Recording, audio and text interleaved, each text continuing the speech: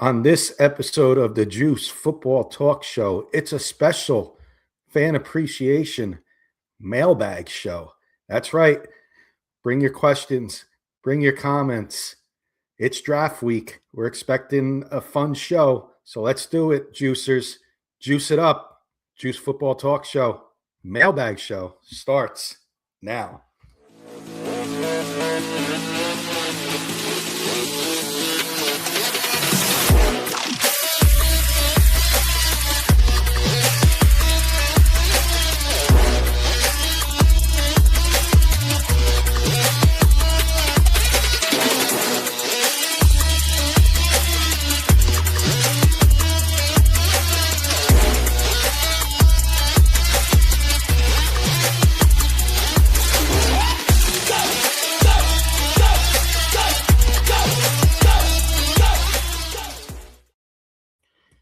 And happy Monday, everybody. Welcome to a special edition of the Juice Football Talk Show, Mailbag Fan Appreciation Show. That's right. Comments, questions, concerns, etc. It's an open agenda show, and we're only going to get it started the right way by introducing my co-host for the Juice Football Talk Show. As always, the Rocket Man, Trevor Salzman is with me tonight. Man, how we doing? Nuggets around tonight. How you doing? Yeah, I've been so busy trying to set up for the show. I haven't got a chance to watch the Nuggets game. I watched it the other night. I know you just got done telling me about the Knicks. What a heartbreaker. But, yeah, it's crazy. It's a crazy time of the year, Kenny, because we have the NFL draft coming up just a few days away. All these rumors, all these rumblings around the league, which we'll get into tonight.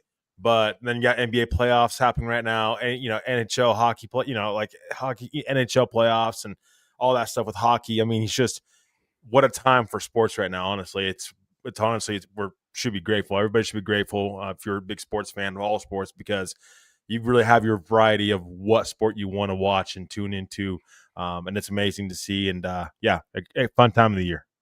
Absolutely.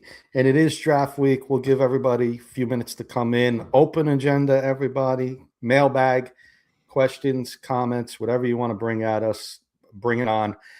We're here. It's the Juice Football Talk Show. We'll be back tomorrow with our original show, but we got a special one tonight. I'll start off, Trevor, got a Giant one and a Bronco one for you. I'll start with the Giants. You see the shirt I got on now. You can't see the number, but here we go. Number 13. This is a Giants blackout jersey that I got a few years ago. Brought it out of deep in the closet. It's Mr. Odell Beckham Jr. And why am I wearing an Odell Beckham Jr. jersey tonight, Trevor? They brought him in for a visit today, the New York Giants. Mm-hmm. And we may be getting a reunion with Odell Beckham Jr. Good move, bad move, on the fence move, Trevor. What do you think if they bring him in?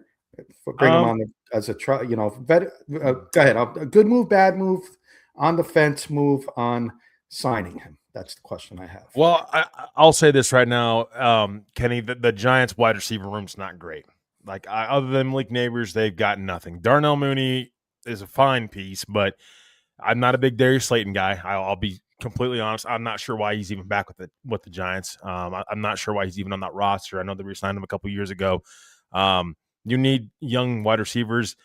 I think they'll get that in the draft. Odell Beckham, I think it's a great story. I mean, for me, he's coming in to try to compete for a roster spot at this point in time in his career. I think it would be a great story, fun ending story for Odell Beckham Jr. From what I've heard, that's what he's looking for. He's looking for that storybook ending with the team that drafted him, and I think that'd be a great story, I think, for Odell Beckham Jr. to end up a Giant, try to help this team get to the playoffs once and for all, even if he's not the star guy. And that's what's so amazing about this situation is, like, you have Malik Neighbors. And think about this for a second, Kenny, and fellow Giant fans out there as well. You have Odell Beckham Jr. When he was with the Giants, he was the number one wide receiver. You have a young guy, Malik Neighbors, who he is your number one wide receiver. He is the Giants' number one wide receiver, and Jackson Darts should be his number one target once he's back on the field healthy. Just think about this. Odell Beckham Jr.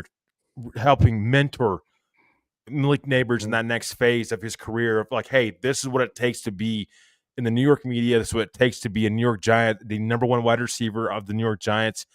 this is what it takes. I've been there. I've done that. Let me mentor you this year and just kind of get a good idea from Malik Neighbors what that's like as he continues in his young career. Yeah, you couldn't have said it any better right there. We covered this on New York Football Giants Talk on my other show I'm on K&K Sports Show Network with my friend Paul Rose. And but before I give you my little take on it, and then we'll give you a Bronco question too, let's say hello to a fellow Bronco fan, but he's given us the blue and white hearts. He's also given us 100 stars on Facebook. Everybody's friend, Michael Ronquillo. There's the heart for you, Michael. And it is a special Juice football talk show. I got a little iced tea tonight. Tomorrow we'll have juice like we usually do.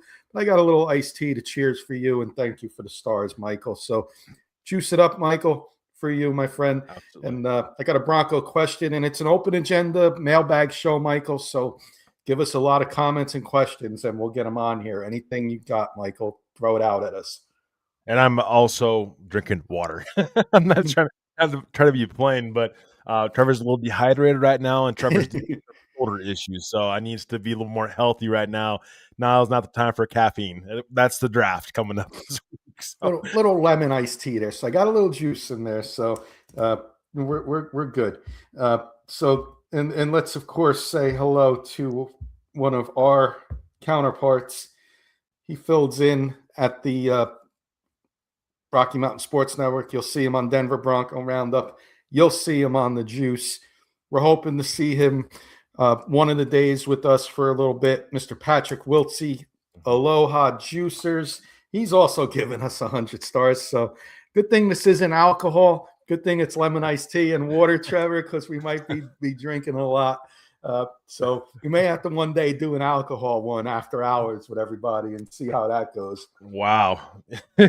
Kenny's trying to have a good time. Throwing it out there. And, wow. But he's saying aloha. I want to plug and I want to tell everybody about Lion Coffee, unofficial sponsor, but Patrick takes care of all of us here at Rocky Mountain Sports Network. LionCoffee.com. Not only coffee, not only tea, merchandise you can get there as well. Go check him out. I tried the Honolulu blend first time. He gave me a Honolulu blend. And I made it.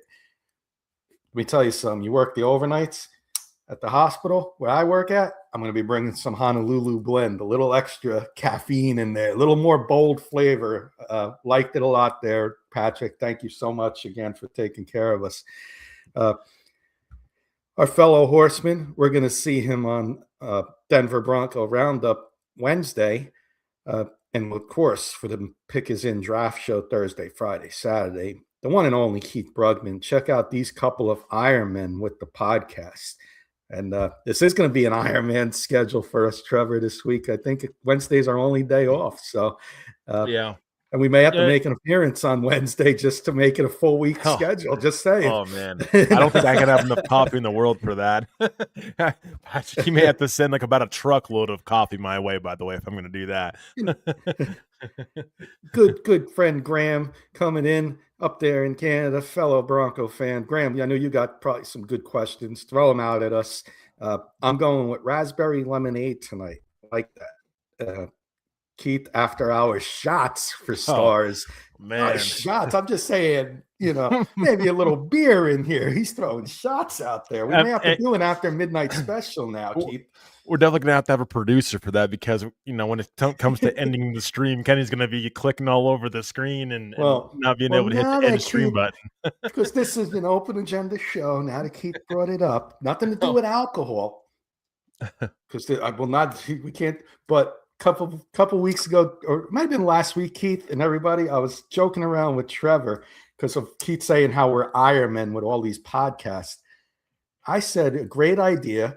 Got Patrick out there, Michael out there. They gave us some stars. How about, if any, for those of us old enough that remember the Jerry Lewis telethon? Well, how about a 24-hour Round the Horn podcast? Different hosts. We don't, you can take a few hours off. You come back later and do another one, but for charity. Any stars that come in, we donate to a charity. What do you say, everybody? What do you think of that idea? We'll have to get more than just Trevor and I and Keith and Jody will have to get some new friends. It'll be in the making. Maybe for Labor Day, maybe in September. We got some time to think. Maybe we can get some friends of ours to be hosts for an hour show. Come on for hours and do different shows throughout the 24 hours and have a producer backstage and really do something nice for a good charity. I think that'd be nice, and I think everybody, all proceeds would go to something special. I think we can set something up like that, and I think that's a great idea. Kenny, there's going to have to be some alcohol probably involved in that at one point in time. I'm just joking, by the way. I like where your mind is at, and we'll definitely have to come up with something for some charities out there and give back a little bit. Yeah, I think we got something we could do there.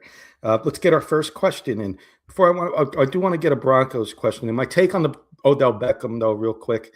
You nailed it with, mentor. I want to bring him in like that. No high expectations. Be a guy that can mentor Malik Neighbors and the young guys, even Darnell Mooney, Calvin Austin. If we draft somebody, but most importantly, Jalen Hyatt, maybe you can mentor him and get him his head straight, because he has been a complete bust.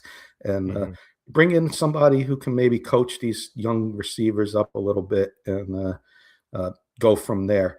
But funny thing, chat, about this Odell Beckham thing, we just traded Dexter Lawrence. Back in 2019, I was doing some research. I forgot at pick 17, we drafted Dexter Lawrence in 2019. Odell Beckham was involved in that trade.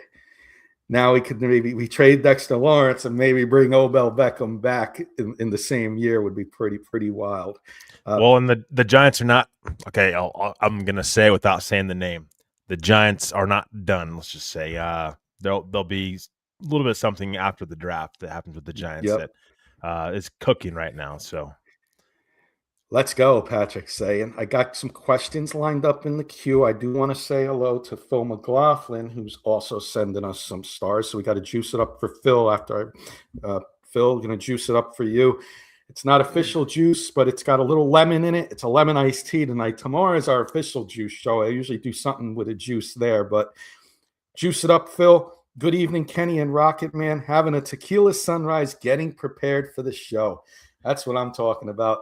Non-alcoholic iced tea. Might have to turn it into a little Long Island iced tea in a future show here. But thank you, Phil. Cheers to you. Juice it up for you. I'm going to juice it up for Graham as well. And Vichin that just came in. Vichin saying at Bengal, shake my head. But the trade that they made. So appreciate you all. Juice it up real quick for you. Kenny's looking to start shots after the dark show, by the way, too.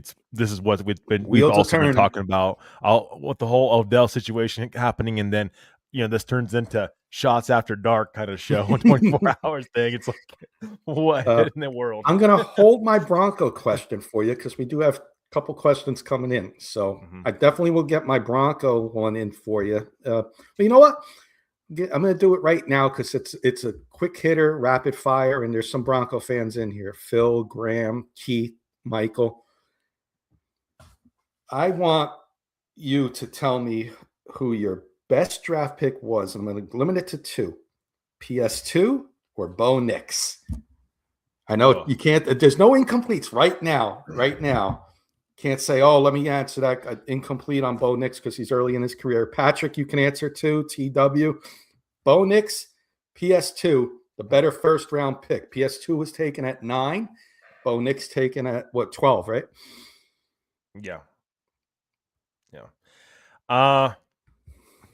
I'm gonna say Bo Nix, and I know some people are gonna like, what the heck? What is Trevor drinking? Is he drinking tequila tonight? No, I promise, chat, I'm not drinking tequila at all. I would not do that on there. But no, I mean, I say that because without Bo Nix, what are the Broncos? Jared Stidham starting quarterback. That's what they are. If you don't have a starting quarterback that you can get behind in the future, you don't have anything in this league, and that's what I'm trying to say. PS2 is one of the best cornerbacks in the league. 100%. It's a premium position cornerback. It changes your defense, no doubt about it. He takes away half the field. But I don't care. If you don't have a quarterback in this league, you are not competing for anything. You've got to have a quarterback you can get behind. Bo Nix has proven that. He needs to get better at things. Of course. He's not complete. He's not a complete football player right now. He's got to continue to improve. It'd be interesting to see how he comes back from that injury. But Bo Nix, without Bo Nix, this team is not in the AFC Championship game. They're honestly possibly not even making the playoffs. Like, you've got to get a quarterback that you can get behind as a franchise, and so he can turn it into your franchise quarterback. I think we're starting to see that more and more with Bo Nix. If you don't have Bo Nix, you don't have a quarterback, and you have Jarrett Stidham as your starting quarterback. No, thank you. Give me Bo Nix right now. It's the most important position of football. You've got to have a quarterback in place that you can get behind to possibly be your franchise guy. Good question that I had. A lot of interaction on it. So let me read everybody's answers. Michael and Patrick. Patrick saying Von, then Nix, but Nix for Patrick, Nix for Michael. TW, Grant, TW, PS2, Keith, PS2, Vichin, PS2, and Graham, PS2, best corner in the league already. But he's saying, I get that, Trevor. And TW brings up a good point. If Bo was top 5-10 quarterback, he would agree. And the 2000 Ravens disagree. Vichin is coming in saying Seahawks disagree. He's talking about the franchise quarterback in place. Okay, but here's the thing.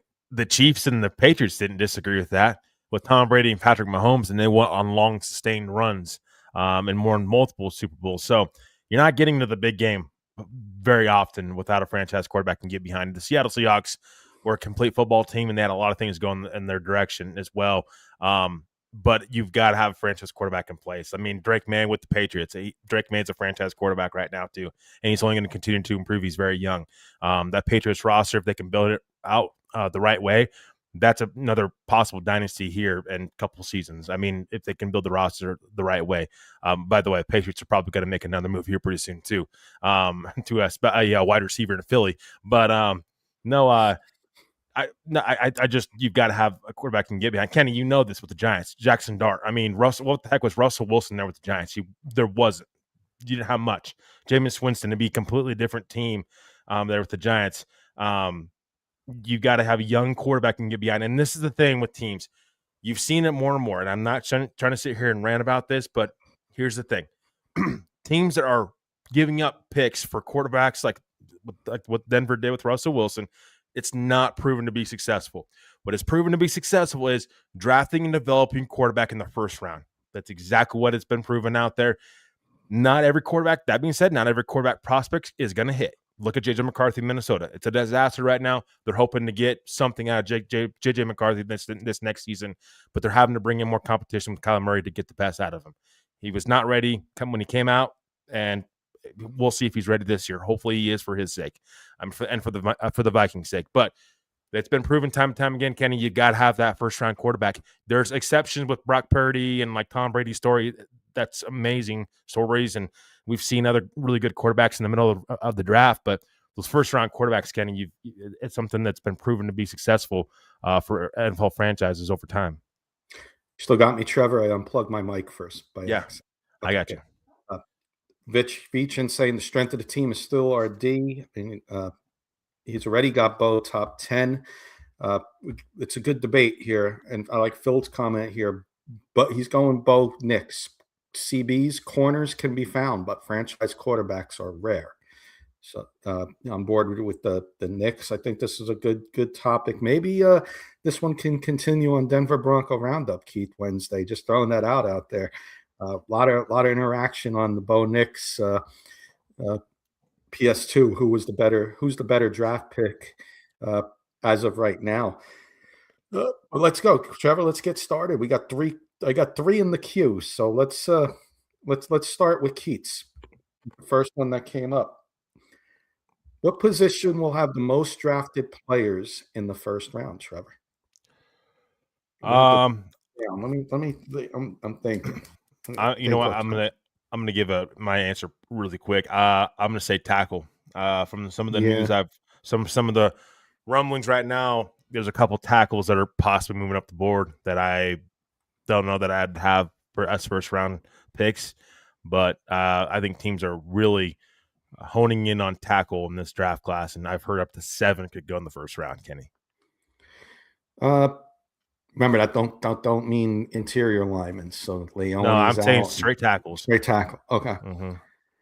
I'm thinking edge could be there, Keith. There's a couple guys, Zion Young, uh, Cassius Howell. They may still go in the first round. They may, that's going to be a question mark. Wide receiver might be sneaky towards the back end there too. I think offensive tackle would be the favorite, followed by edge and wide receiver right behind them. I think edge and wide receiver. I like that. I think offensive tackle gets 6 to 7. I think edge and wide receiver get 5 to 6. So I'm going to give the slight advantage as well to the offensive tackle, Trevor. Yeah. As for least, I'm going to go. I mean, we didn't ask this, but least, I'm going to go linebacker. 0 get taken in the first round. So Sonny Styles isn't getting taken in the first round? Yeah, no, never mind. Kenny's had a little tequila tonight, ladies and gentlemen. I'm thinking of the tequila. Thinking of the tequila. Yeah, no. Kicker will just say. Oh my gosh! Take the easy way out. No, that's funny. That's good. Water boy. Good question there, Keith. We'll have to keep track there. I got that written down. Some of these questions we'll bring into Thursday night when we have our Pick Is In draft show, Trevor. We can ask these questions to each other in our chat while the draft is going on. We can keep track of a number there for sure. I will say I think defensive line is one of them. I think you see one go in the first round. Graham's got a good question for you and Bronco fans. Everybody answer in the chat. Are there any positions on the Broncos that the Broncos could draft that are under the radar?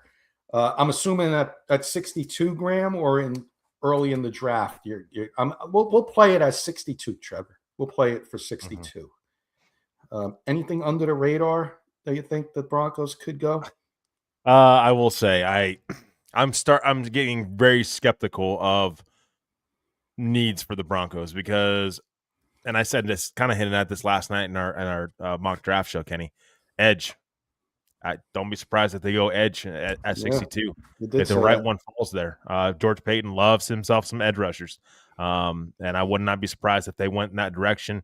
They moved Drew Sanders now recently out to outside linebacker now. So edge more or less.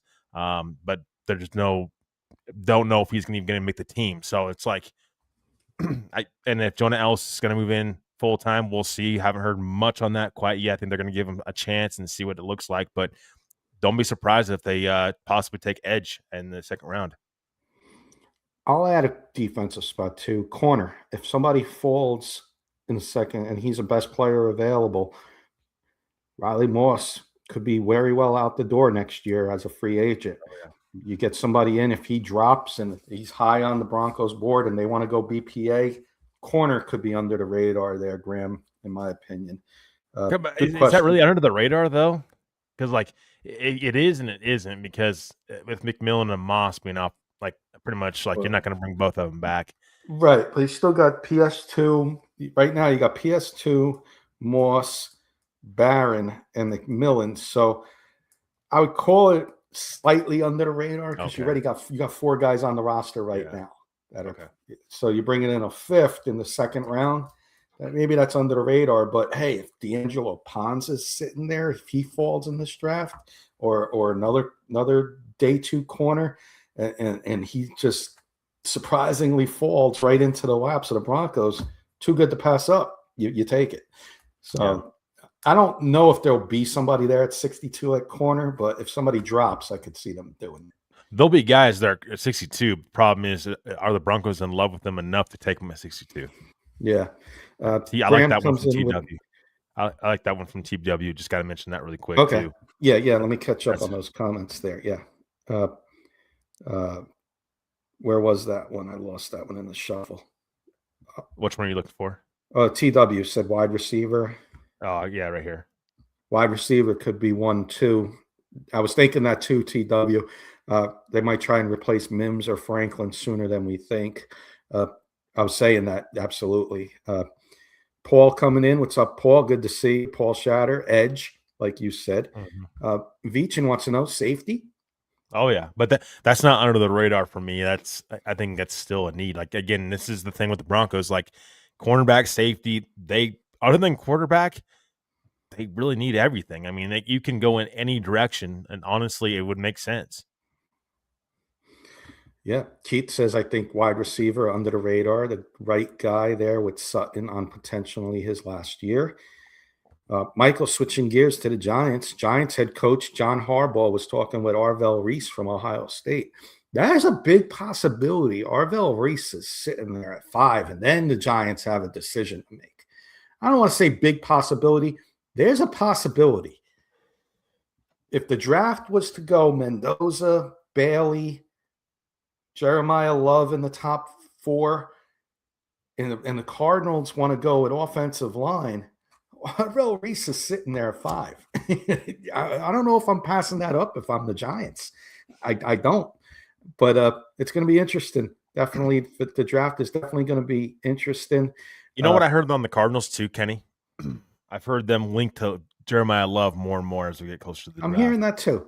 I'm wondering if that's a smokescreen to get somebody to trade up. Well, they definitely want to trade. They definitely want to desperately want to trade back too. So that's two different things. But they said if, and again, I'm not trying to put words out there, but Jeremiah Love is more in play than I thought. For the Cardinals at 3, I will say that. Yeah.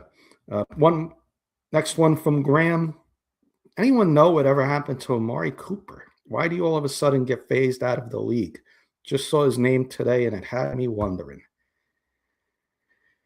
I think age caught up to him and injuries, and he just got slowed down. What do you think, Trevor? I don't know if I can honestly 100% answer that with all certainty, but I'm going to say his age is, he's on the downside of his career, and I think maybe a team takes a shot at him in middle of the year, but right now I think he's going to stay out of the league.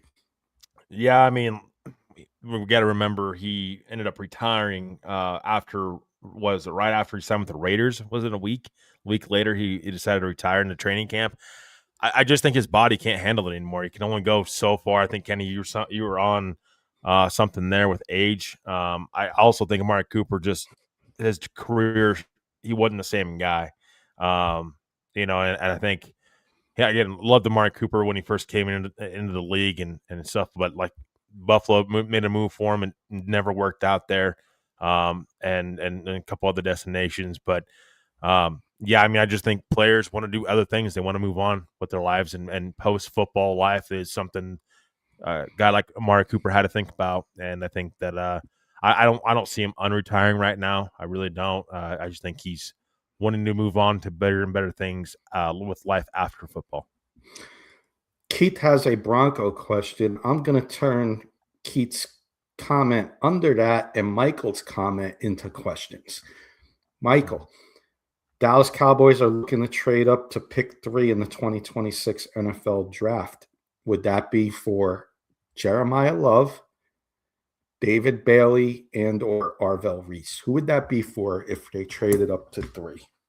It'd be Bailey or Reese, or possibly Sonny Styles. I'll throw Sonny Styles out there too. So you throw in Jeremiah Love. Yeah, he's out. To move up for them. Yeah. Okay. Yeah. And I agree. I think they really like Arvell Reese over there. And again, the smoke screens. Hey, we like Jeremiah Love. Or if you like Jeremiah Love, then we can you're gonna have to really give us something to trade back. And like Michael said, trade up 10 spots, pick 3. Cardinals can get 9 and 20 out of that, 12 and 20 out of that deal. That's probably going to get it done. That probably gets it done, in my opinion. Because what the Cardinals needs is offensive line. You can get an offensive lineman at 12. And I will say this too, and it's definitely possible at smoke screen with Jeremiah Love being linked to the Cardinals more and more at 3. If they stick and pick at 3, I've heard more and more they have serious considerations taking him.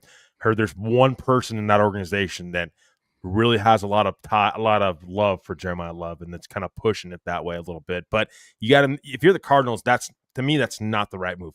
To me, the right move is either you stick and pick, you take Bailey there, or you take Waga the tackle, or you move back in the draft. For me, honestly, I would love to move back from the Cardinals. You've got to get more draft capital. Right. Kenny, we just did it last night in our How pickings and much mock draft drafts. capital did we Yeah, gain from the Cardinals? exactly. I Yeah. wish we had a Cardinal fan or two in the chat yesterday, or if they were silent. But I hope they went back and watched and saw what we did for them, because we loaded up on picks for them, and you very well could see that on Thursday. Yeah, They you should very do well that. could see that. They should do that. Yeah. Got a couple from Keith. Let's hit a Bronco one first. Oh, first, let me do the Giant one first. Sorry. Giants 5th and 10th to get Cardinals 3rd. Select Jeremiah Love. Crazy. We had this earlier. Giants football talk on the other network. I'm on K&K. And Paul, Notre Dame fan, and Bobby, who came on, big Notre Dame fan. So, of course, they are absolutely, no pun intended, in love with that. Me, absolutely not. Absolutely not. You got 2 top 10 picks now. You're going to get 2 top 10 players on your board. Even if everybody dropped, Mendoza's not in your top 10 because he's a quarterback. You're going to get the 9th best player plus the 4th best player on your board if you're going to go best player available. At the least. At the least. If somebody passes up on something and moves up for the Giants are in a prime spot to rebuild and be quicker to a reload, because they're closer than people think. And getting 2 top 10 picks here and 37, 3 in the top 50, keep them or move 10 back and get more picks. But I'm not moving up and losing picks when I got 2 in the top 10. Not for Jeremiah Love. And everybody that's a Notre Dame fan, Jody and Bobby on the other side. Bobby, nobody knows. People don't know Bobby. A lot of you don't know Paul. They would be doing jumping jacks if Jeremiah Love was on the Giants. I'm not. Will I like it? Yeah, I'll like it. He's the best running back in college football. Of course you're going to like it. Am I going to be, again, no pun intended, in love with it? No. So I'm definitely not moving up, Keith. Are you moving up?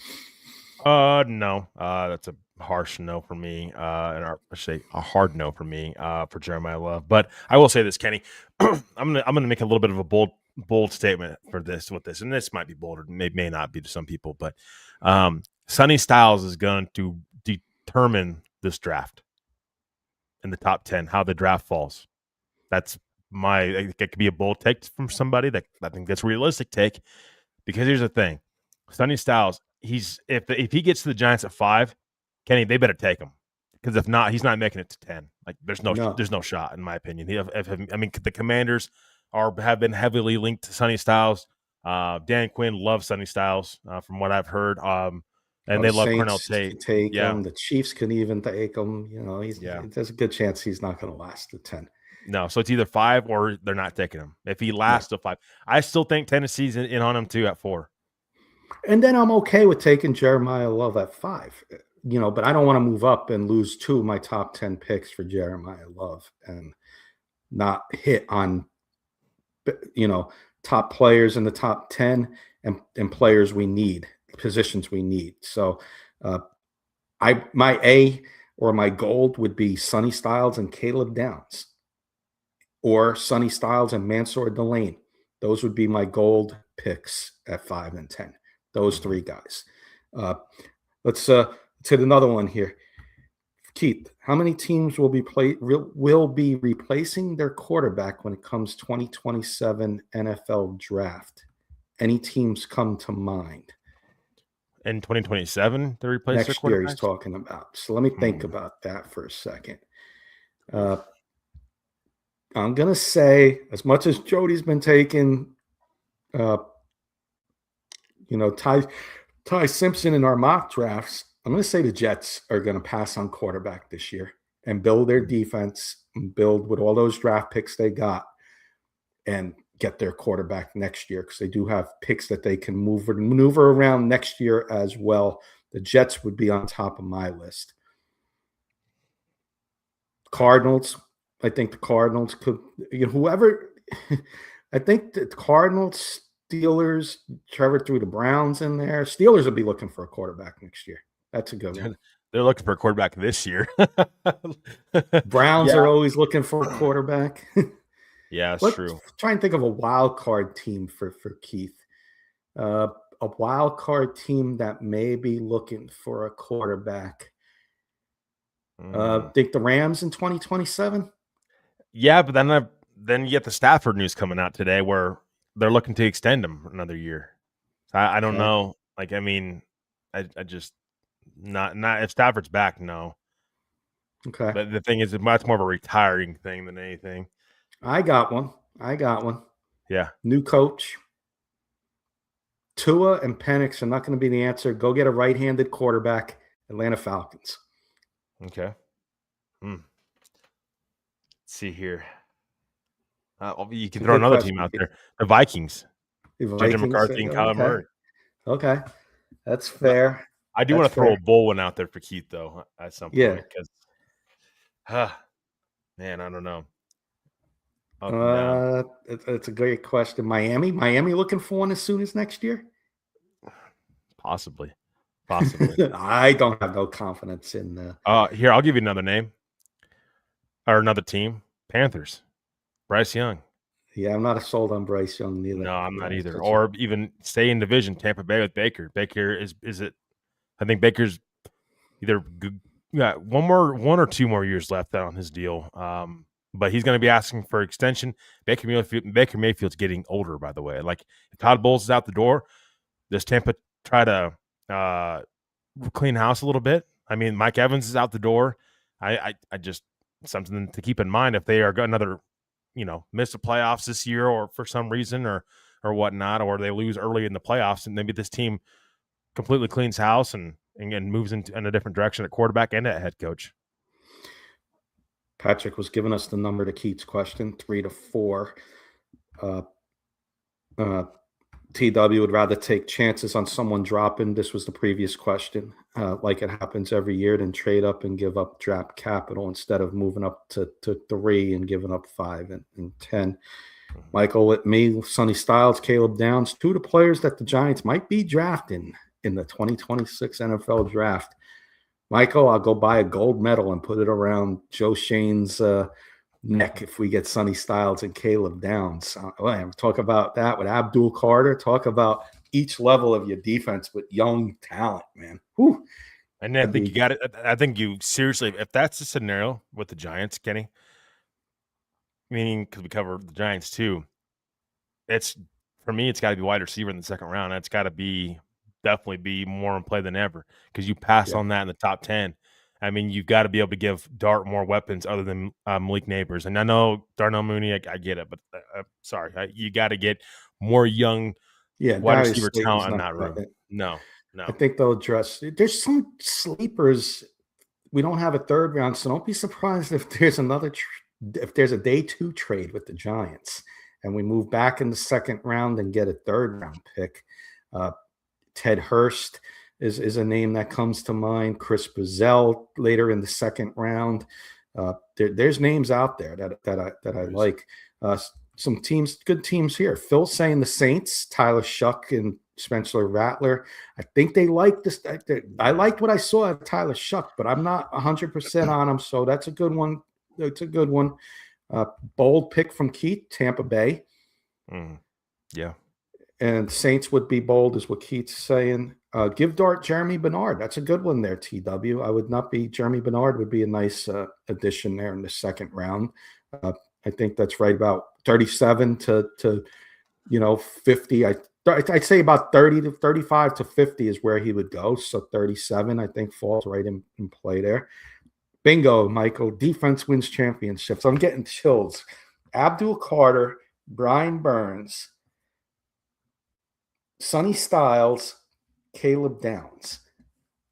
Talk about that in the next 2 to 3 years with them guys developing. If they are as good as advertised, sign me up. And then, you know what? Give me Caden McDonald, Trevor, at 37. Why not? Give me Ohio State. Hey, if Philadelphia wants to be Georgia Bulldogs, we could be Ohio State Buckeyes, and I'll take my chances with the Ohio State Buckeyes team against the Georgia Bulldogs. Let's go, Eagles. Bring it on. I have another name to throw out there for who could be looking for a quarterback next year too. Okay. It's your old quarterback for the Giants, Kenny. Daniel Jones. It's the Colts. Colts can be looking for a quarterback next year too. Daniel Jones, they can get out of that contract after this next season. So, they have flexibility to do so if things go south. Keith, this is funny. I got to find it. I think I got it right here. We did a Giants show earlier. I can't have to. Do I have the paper or did I rip it up? No, here it is. Keith, we did gold, silver, and bronze on Giants show. You were there earlier with us, and my gold was Sonny Styles. My silver, my gold picks at 5, 10, and 37 was Sonny Styles, Caleb Downs, and I threw Jermod McCoy's name in there as a long shot. If he slips into the second round or you move up with the injury, maybe you move back, maybe move up. And I actually threw Colton Hood's name in there. So I was like, that was my bronze at 37. So I had them in there. So Keith, I would not be I'd be getting chills on day 1 and day 2, guys. I'd probably be having to take a break because I'll be so excited. Just letting you all know. Styles and Downs for the Giants. Patrick, man, giving me chills as well. So I'm excited. I can't wait till Thursday. Let's hope I'm a happy camper. Keith had a Bronco question earlier that was in, and he's got also another one for the Commanders. Let me find the Bronco one.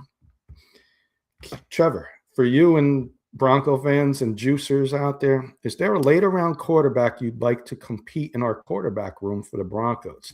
Right now, the quarterback room, of course, Bo Nix, Jarrett Stidham, and Sam Ellinger.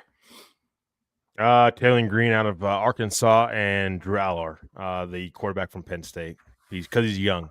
And Sean Payton seems like he really tries to turn these guys around. I mean, I'd say like Zach Wilson. I know Zach Wilson hasn't been anything special, but my thing is he was able to get Zach Wilson paid like this one, and he got Jarrett Stidham paid. So those are the couple guys that I'd be watching for. But Keith, honestly, 6th round maybe is where you start looking at that. Anything higher, I don't think so. But we'll see. We'll see what they end up doing. I think they like Ellinger, and I think they like Stidham. So that's something to keep in mind. Maybe undrafted quarterbacks is something to look at as well. A couple guys. Got a sleeper name that 7th round, maybe near Mr. Irrelevant or undrafted. Sleeper name, if you draft, and it's an if you draft Eli Stowers, bring his quarterback over, Diego Pavia, as a late 7th round or an undrafted free agent out of Vanderbilt. That's my sleeper quarterback if I was going to take somebody as a chance. My thing is Sean Payton's track record is not like you don't really take quarterbacks. Thinking like I think he took one when Breeze was there. So he doesn't really select quarterbacks in the draft that sit behind his starters. So and George Payton hasn't done that either. So a lot of my analysis too is off track records of these guys. And it's George Payton and Sean Payton's track record, and they just don't do that. Like that's why I don't get your hopes up. They're going to take a quarterback, even in this draft in general. Again, undrafted, possibly a couple guys that they could look at, but yeah, I'm not convinced they're even going to take anybody in the 7th round when it comes to a quarterback. Phil, we're going to start our draft coverage at 7 p.m. Eastern time Thursday night, and the draft officially starts 8 p.m. Trevor, what I'm going to do is I'm going to get it set in the queue, but can you just let everybody know about the draft show coming up Thursday? And then I'm going to take a quick little 30-second intermission break to talk about our wonderful sponsor after you talk about our show. Yes, Kenny, isn't the first round 8 p.m. Eastern time? So first round's 8 p.m. Eastern time. Keith and I were talking 6 p.m. Mountain time. 6 p.m. Mountain time. So it'd be 5 p.m. Mountain time, 7 p.m. Eastern time. Our coverage. And we're doing a pregame show before the pregame show, pre-draft show. Sorry, Phil. Before the draft, so it'd be an hour a pre-draft show right before the draft. But Yes, and then rounds 2 and 3 are Friday, 7 p.m. Eastern time, 5 p.m. Mountain time. We'll be on that. I think we decided 4:30, Kenny, on that day for Yeah. day 2, and then day 3 we're just going to roll into the draft. So kind of get you up to speed on what we're looking at for the draft and we're going to be on and draft times in general. But yeah, I mean, of course, Kenny and I concluded our last mock draft. Pick is in. NFL pick is in. 2026 NFL pick is in. Mock draft show. Did our last mock last night with Jody Moncrief. It was a heck of a time. We had a great turnout. And again, want to mention this as well, Kenny, for anybody listening out there and everybody out there listening, whether you're watching live or even after the fact. Thank you so much for tuning into our draft show. Our mock draft show. I mean, it was truly amazing to see everybody's support in there. I mean, Kenny and I, the vision we've had for the show, the mock draft show, has grown each and every year, and we're going to continue to bring new ideas each and every year from the mock draft show, unique ideas, and I hope everybody enjoyed that. We'll be back to recap the draft with our last 2026 NFL pick is in mock draft show. I believe Sunday, right after the draft, to recap the draft and everything. But our final mock was last night. But yes, you can catch us on Thursday, Friday, and Saturday for our NFL pick is in draft show. All these mock drafts shows lead up to this draft show just in general. So please join us. There's a lot of fun, a lot of giveaway. I mean, we'll have some giveaways. We'll have some guests as well. But a lot of analysis. We're going to be here with you from pick 1 all the way to round 7. So Mr. Irrelevant pick. So please come and join us, and we hope to see everybody there. Like, share, and subscribe. Share this out. We want to get more NFL fans in here, just like you. Whether if you're a Bronco fan, Giants fan, don't matter. We accept all fans. But truly, thank you from the bottom of our hearts for all the support with our mock draft shows this offseason. It's been a blessing. It's been a blessing to be able to bring this to you guys, ladies and gentlemen, and can't wait for our pick is in draft show starting Thursday. Absolutely. And you guys all know, and ladies and gentlemen out there, you all know, we did the mock draft show. We do this show. We do Denver Bronco Roundup. We're doing a mailbag show tonight. But we're very, very interactive with our audience. And that what in my opinion, makes us different than the other shows out there. We've met a lot of new people since doing the mock draft show, and so happy that you keep coming back and truly call you friends and family. And, everybody's been with us since day one, and all our newcomers, like Trevor said, we totally appreciate you all, and so happy we're seeing fans from all over the country and different teams as well. So thank you, bottom of my heart as well. We're going to take a 30-second break. I want to talk about Miss Pearl and Morgan Trinkets. Miss Pearl's not with us tonight, but she takes care of us and is our wonderful sponsor, Morgan Trinkets. I'm going to put a little 30-second video up there, and enjoy it, everybody. We'll see everybody in 30 seconds.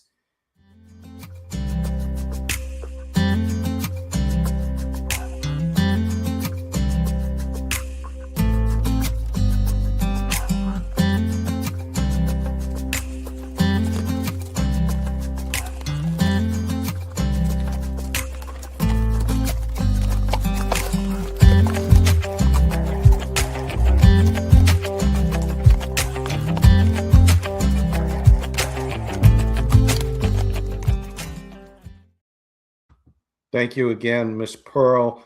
Appreciate all the support and being a sponsor on Rocky Mountain Sports Network shows, which includes the Juice here tonight. Thank you so much. Appreciate you as always. Keep saying Pearl. Heat on eBay is the new way to get in touch with her. So let me just catch up on some comments. Patrick joking around, Stidham, Cleveland for Garrett. Yeah. I think there'd be, riots in Cleveland and riots all around the country if that happened. I would be questioning the general manager that are in Cleveland even more, and I would say, what are you drinking there, sir?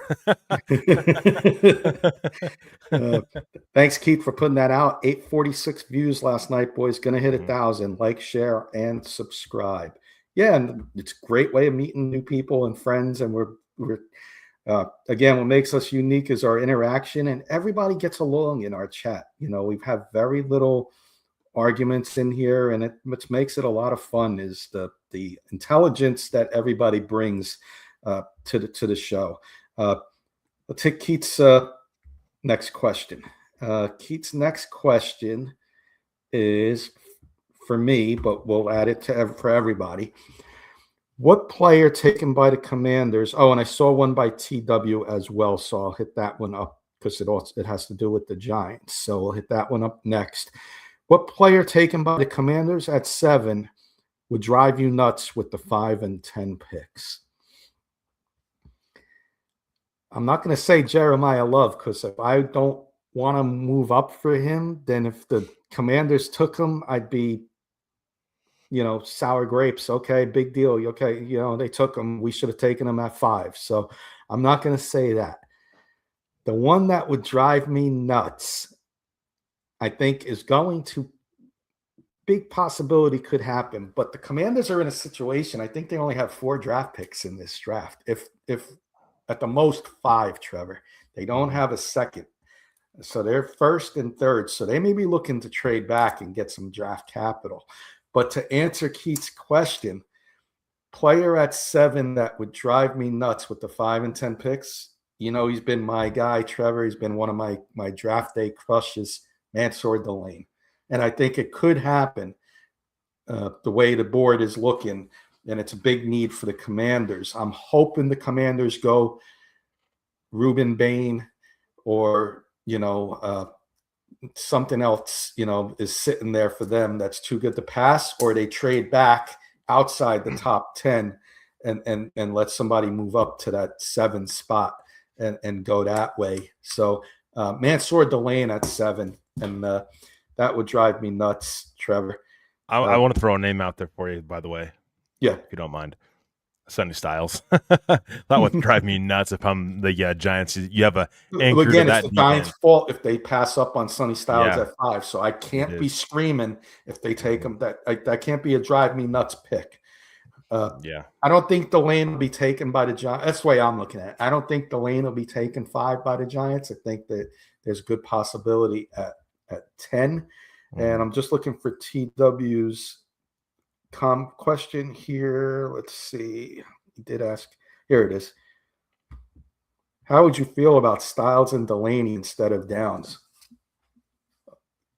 Share the gold medal. Share the gold medal with me. Bring the Olympics into this. If I can get Styles and Delaney, if that's the pick over Downs, there's a tie, and there's 2 gold medalists. So Delaney and Downs are right there for me, Trevor, neck and neck. I would be happy with that, and I would be just as happy with that replacement if it wasn't Downs there. Yeah, I will say I think Downs is one of the blue chip players in this class. So the thing that's hurting Downs is safety. I mean, the fact that he's a safety, and you have Styles that he can do it all. Inside linebacker, freakishly athletic, built, the size that you want from linebacker standpoint, inside linebacker standpoint, and Delane obviously at cornerback. That's a premium position in the NFL. So I think Downs, if a team gets Downs and he slips a little bit, I mean, I think they're going to get a steal, because I think he's one of the best players in this class and a truly a blue chip player. Our good friend Brandon coming in, Brandon Hallam. What's up, Brandon? Good to see you again. Disappointed every year when they cut to the Browns draft room and I never catch sight of Kevin Costner. That was a great movie, a movie in my books. I just loved the whole draft scenarios, him calling up and making all those trades.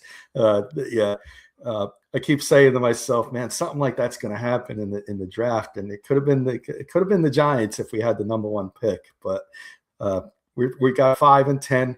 But we'll see what happens. But there's going to be moments like that in this draft, and I just thought that was a great scene when it was draft night, the war room, and they made those picks, and he got his picks back. It was great. So we got TW saying agree. I think Delaney might be special. Delane, Michael Ronquillo with a question for you.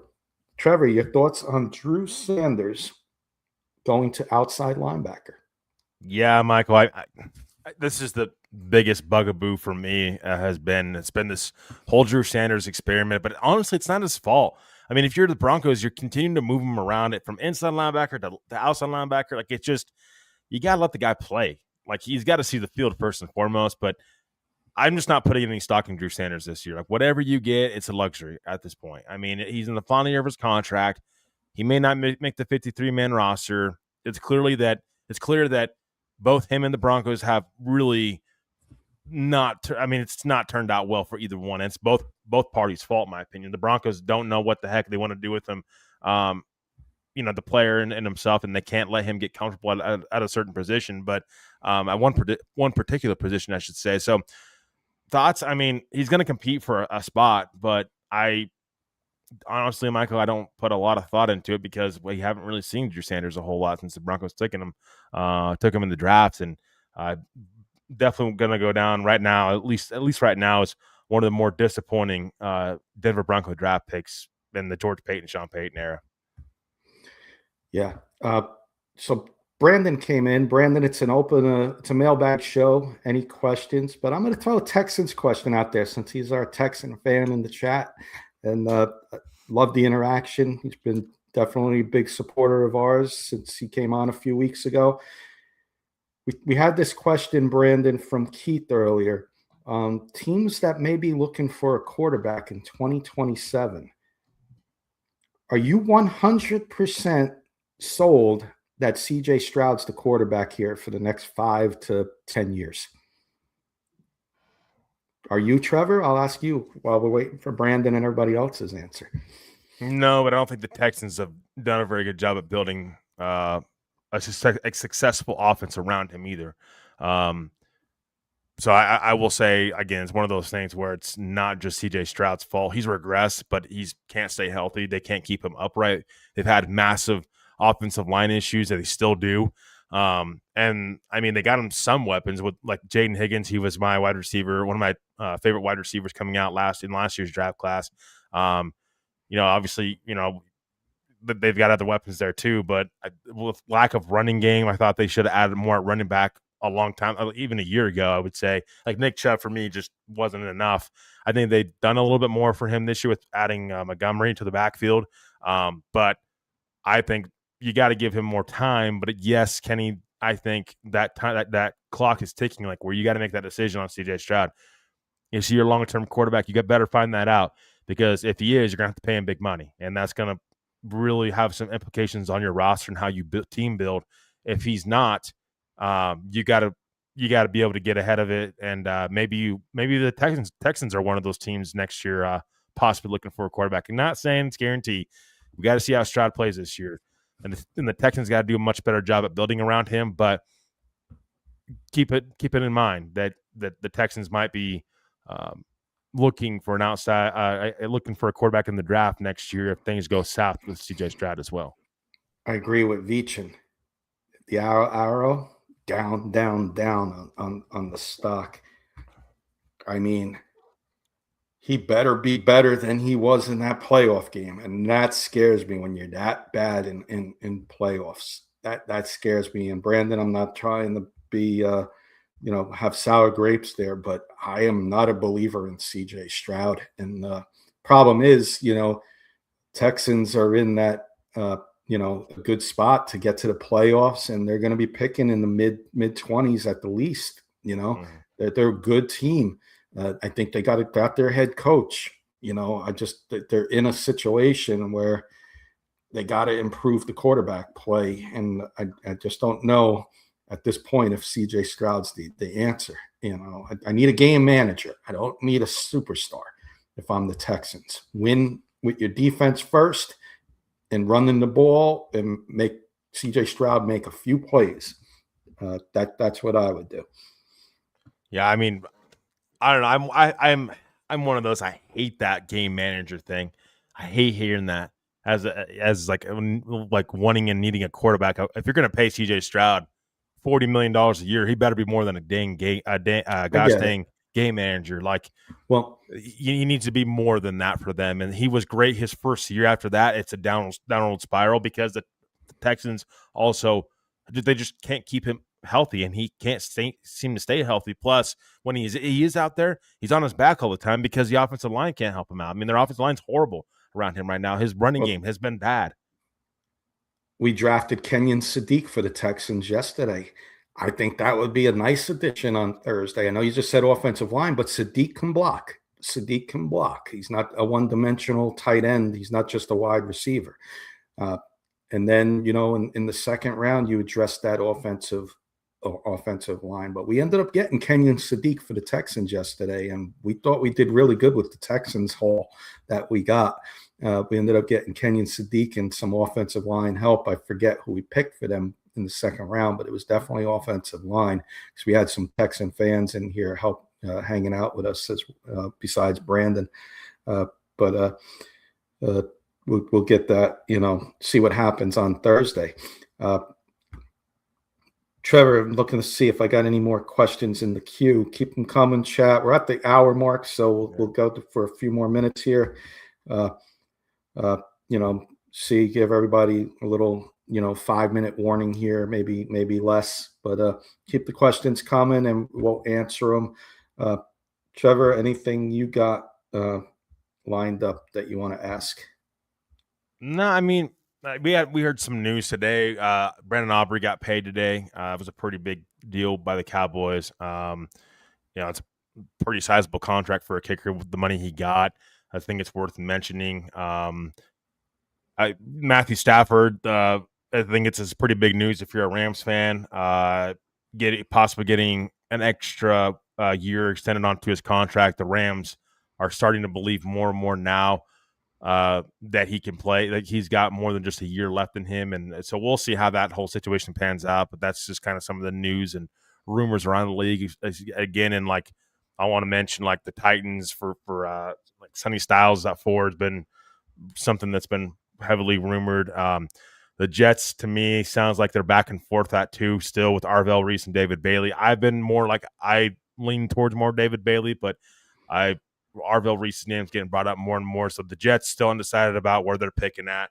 A lot of people are starting to believe now. It kind of seems like the tide's flipping more over to Arvell Reese at 2. The Cardinals, again, we don't know what the Cardinals are going to do, but they're looking to trade back more and more. So really, it'd be interesting to see what the draft class looks like going forward. Cardinal Tate could be a Washington Commander as well if Sonny Styles isn't there. They're looking for wide receiver help. And we'll see what happens with the Giants at 10 too, Kenny, because Jordan Tyson being taken at 10, that's a pretty bold pick there if they go Tyson at 10. I said to myself, if they take him at 10, originally I didn't like it, but Keith sent us video on him his day. I said, if they end up taking him at 10, and after that visit, he was originally, before the injury came out, mocked to some people with their 1.0s. The Giants have 5. So they take him at 10. I'm not going to be totally disappointed. I won't. I do have a couple questions coming in. I got them in the queue, and we'll wrap the show up with these questions. Okay, Trevor, how's that sound? Sounds good. Phil coming in first. Well, it just came up, but I do want to hit it because he's coming in with 50 stars. Phil, I'll juice it up for you and everybody once again in the chat. Juice it up, everybody. Phil McLaughlin, 50 stars. Thank you so much for the support, Phil. Appreciate you, as always, on all our Rocky Mountain Short Network shows. Absolutely. Thank you, Phil, for the stars. And great question, too, here.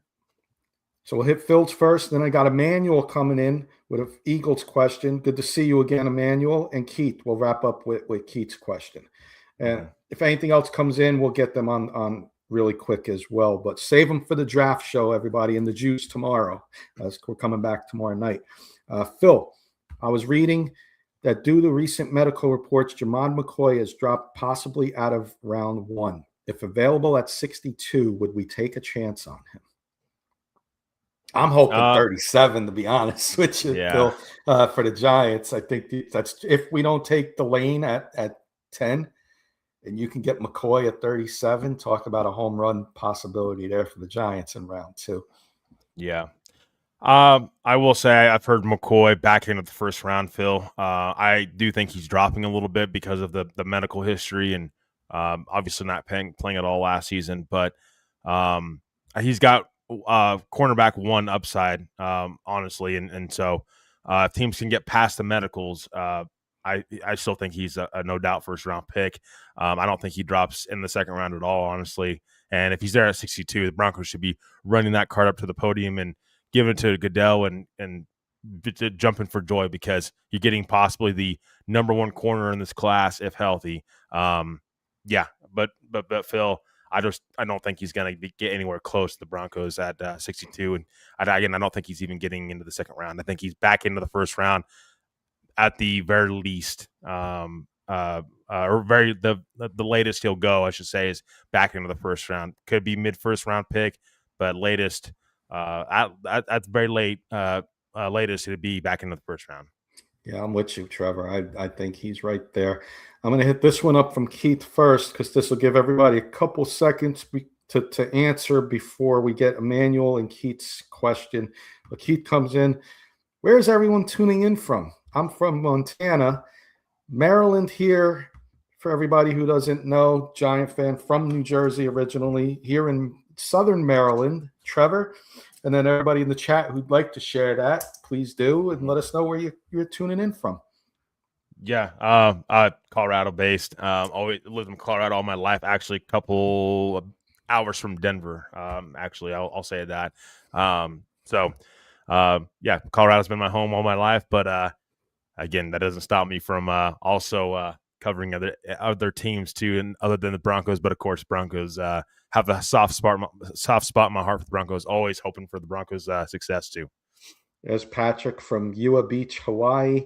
Emmanuel, Jersey born here. Emmanuel, I don't know. Being an Eagle fan, I'm guessing you're more Southern Jersey, but making the yearly trip to Wildwood again this year. So I'll be in Wildwood come end of June, 4th of July week. We'll be down in Wildwood, New Jersey. Vichin's coming in from California, Southern California. Tucson, Arizona from Michael. And South Jersey, yes, sir. Emmanuel, I know you've hit the Wildwoods for sure, my friend. Always a fun time there.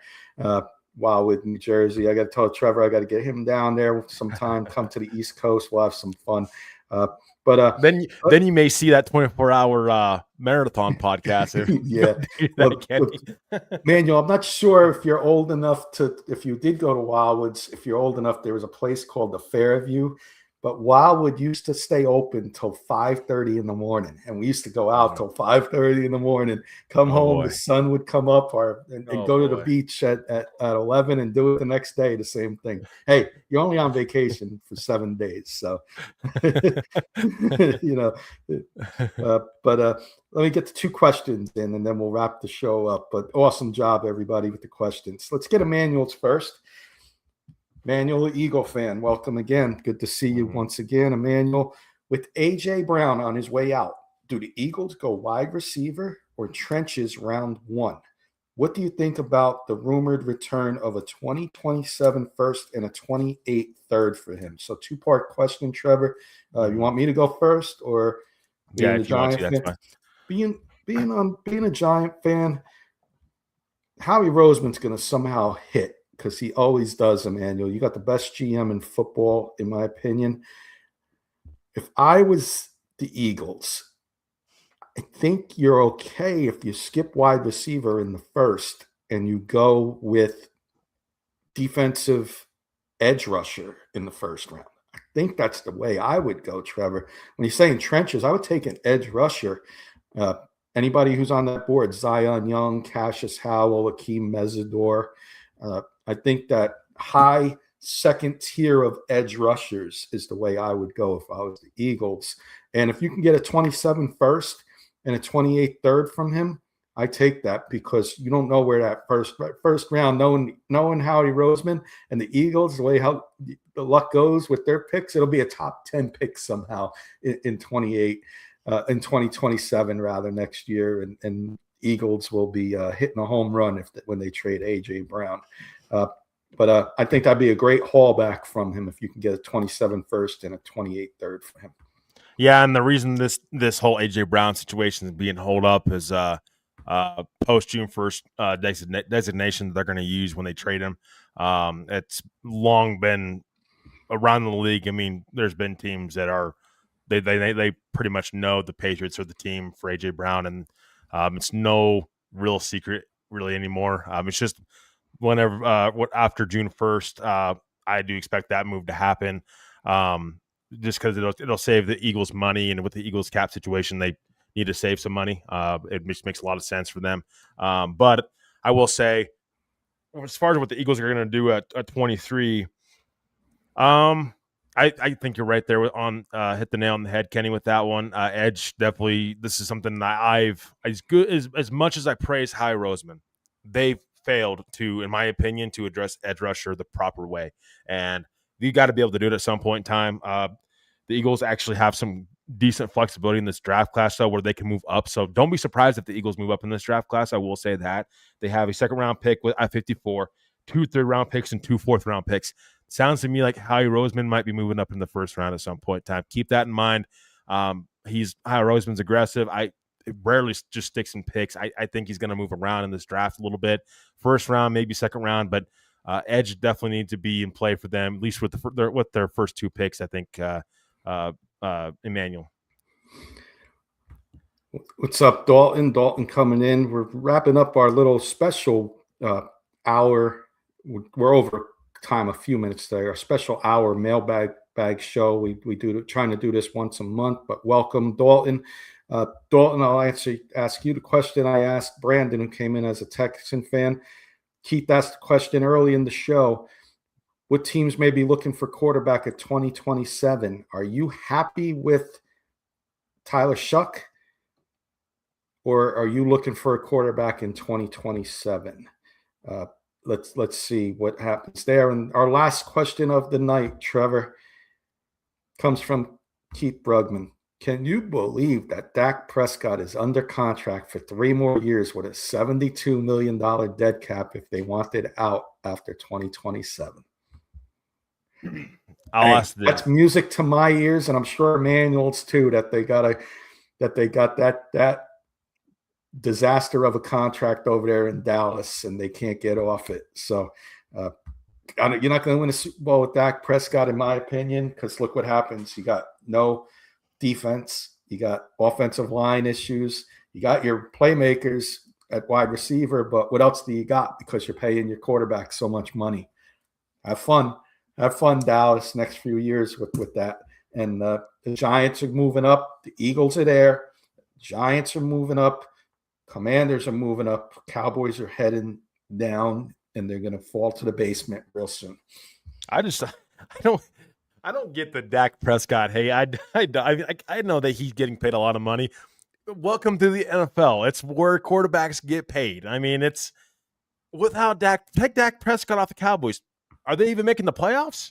I mean, like it's like 30 touchdowns and 10 interceptions. You wouldn't take that on your team? Like, I wouldn't. I mean, I think Dak Prescott's probably top 12 quarterback in the NFL.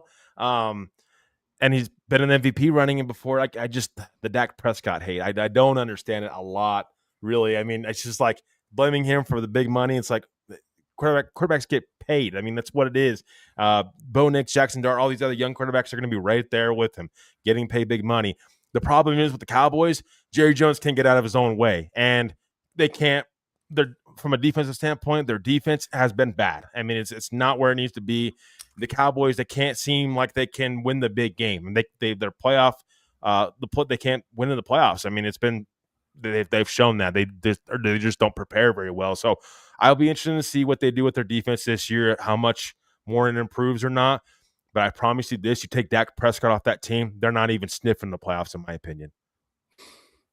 Like Emmanuel's saying, Dak hate. Is he literally the worst postseason quarterback ever? How's that? But you're not even getting to the postseason if you don't have him. So it's like, I mean, the Browns would love him right now. Well, they didn't make the playoffs this year. Their defense is that bad. When you pay a quarterback that much money, you're going to struggle in other spots. You better hit. And Dak has not been a hit, in my opinion. You want to know though why who's a problem And that is here it though is. that's a There's the comment that couldn't be more truer. Dak is a great regular season quarterback. I'll take him all day. Sorry, I'll take him. I will take him all day. I don't think he's a top 5 quarterback, but I think he's a top 12 quarterback in the league. And plus, I will say this really quickly. Their defense was that bad. That's a big reason why you don't see the Dallas Cowboys in the playoffs, and that's why they struggle. Their defense also doesn't show up. I don't get take Dak Prescott off that team. Do it. I dare it. I dare Jerry Jones to do that. And you tell me that this Dallas Cowboys team is going to go win a Super Bowl. They just don't draft and develop the right. I mean, they haven't. They've struggled with that. And that's the thing. You pay a quarterback big money, you're going to have to draft and develop and do that the right way and find players in the draft. The Dallas Cowboys, they've struggled to do that. They found players. That's not the problem. But they just can't do it continuously and still pay Dak Prescott big money. So that's my problem with the Cowboys. I think that's the biggest issue with them. I don't think it's just Dak. I'm not going to put all the Cowboys' problems on Dak. I think that's unfair in my opinion. 33 years old and you're stuck for 3 more years. Agree, Keith. Agree.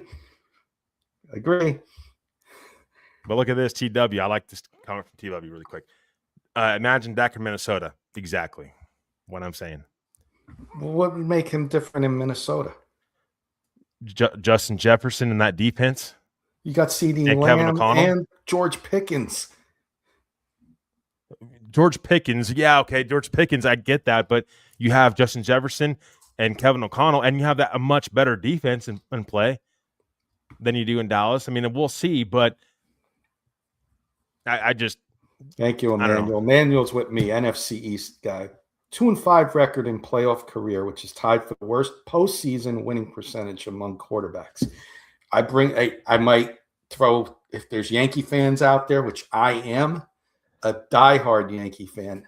I may make some people upset here, but Dak Prescott reminds me of Aaron Judge. Great regular season player. When it comes to the World Playoffs and World Series, what's he do? Not much. Okay. Great regular season, postseason, got to step it up. That's my opinion on it. I know we can go on and on about it, but and really quickly, the playoff record thing, I again, it's like drives me crazy because it's a team sport. You win as a team, you lose as a team. It's not one guy. This is not the NBA. This is the NFL. It's a team sport.